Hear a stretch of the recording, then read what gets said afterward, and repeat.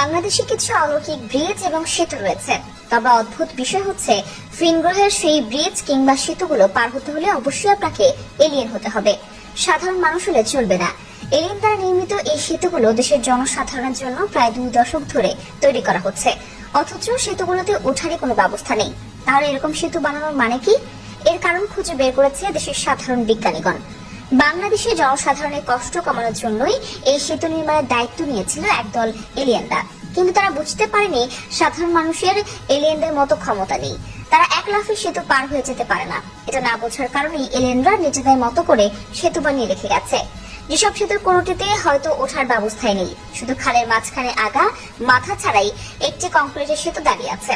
আবার হয়তো কোনোটিতে সেতু বলতে কিছুই নেই, শুধু কয়েকটি পিলার বানিয়ে রাখা হয়েছে। আপনাকে সেতু পার হতে হলে পিলারগুলোর উপর দিয়ে লাফিয়ে যেতে হবে। কিছু ব্রিজে আবার রড না দিয়ে বাঁশ ব্যবহার করা হয়েছে।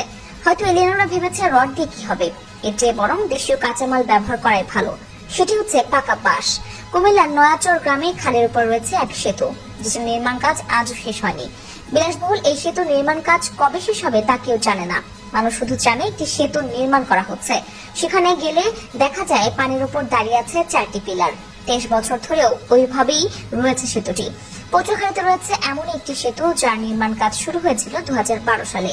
এই সেতুতে আবার ওঠার ব্যবস্থা ঠিকই আছে, মাঝখানে শুধু মূল সেতুটাই নেই। দেশে এরকম আরো কত শত এলিয়েন ব্রিজ রয়েছে তা কেবল সেতুর সুমারি হলেই হয়তো বলা সম্ভব। প্রশ্ন উঠতে পারে, সেতুর যদি এই হাল হয় তাহলে বাজেটের টাকা কোথায়? কোন রকম গবেষণা ছাড়াই জানা যায় সেতুর জন্য যে পরিমাণ বাজেট ধরা হয়েছিল তা পুরোটা কাজে লাগেনি বলে এলিয়েনরা সেগুলো ভিন গ্রহে পাঠিয়ে দিয়েছে, যেন ভিন গ্রহের অর্থনীতিতে একটু চাঙ্গা হতে পারে। কেননা তারা অনেক দিলদরিয়া। এখানে আরো প্রশ্ন উঠতে পারে, যদি বাজেট কাজেই না লাগে তাহলে এত খরচ দেখানোর মানে কি? মানে এই প্রশ্নের উত্তর আমরা সবাই জানি, কিন্তু বলবো না। দেশের অত্যাধুনিক সেই সেতুগুলোতে এখন মই ব্যবহার করে কাজ চালাতে হচ্ছে, কারণ সেতুগুলো মানুষের উপযোগী করে আপডেট করার কথা থাকলেও পরবর্তীতে সেই সুযোগ আর হয়ে ওঠেনি, কারণ ভিন গ্রহে শুধু টাকা পাঠিয়ে কাজ হয়নি। তাই এলিয়েনরা বাংলাদেশের চুক্তি বাতিল করে এবার নিজেরাই দৌড় দিয়েছে ভিন গ্রহে।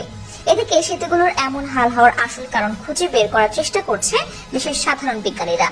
দীর্ঘশ্বাস ফেলে তারা জানিয়েছে উন্নয়নের জোয়ারে ভেসে গেছে এসব সেতু। ভাগ্যিস কিছু অংশ মজবুত করে বানানো হয়েছিল, নয়তো আজ আমরা সেটুকু হারাতাম। তবে হারালেও যা, না হারালেও তা, কারণ এসব ব্রিজ কেবলই শোপিস। এত সুন্দর সুন্দর শোপিস বানিয়ে দেওয়ার জন্য আজও উঠতে বসতে এলিয়েনদের স্বল্প আয়ু কামনা করছে দেশের সাধারণ মানুষ। দেখেন, সবাই উন্নয়ন উন্নয়ন উন্নয়ন। তো বন্ধুরা, এই প্রতিবেদনটি ভালো লেগে থাকলে আমাদের কমেন্ট করে জানাবেন। সেই সঙ্গে আমাদের ফেসবুক পেজটিতে ফলো করে রাখুন। তা দর্শক, আজ পর্যন্তই। আবার আসবো নতুন